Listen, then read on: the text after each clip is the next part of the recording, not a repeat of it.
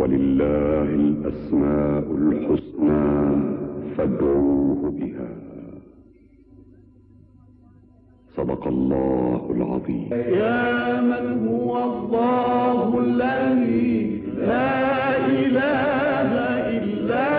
هو الرحمن الرحيم الملك القدوس السلام المؤمن المهيمن العزيز الجبار المتكبر الخالق البارئ المصور الغفار القهار الوهاب الرزاق الفتاح العليم القابض الباسط الخافض الرافع المعز المذل السميع البصير الحكم العدل اللطيف الخبير الحليم العظيم الغفور الشكور العلي الكبير الحكيم المقيم الحكيم الجليل الكريم الرحيم المجيب الواسع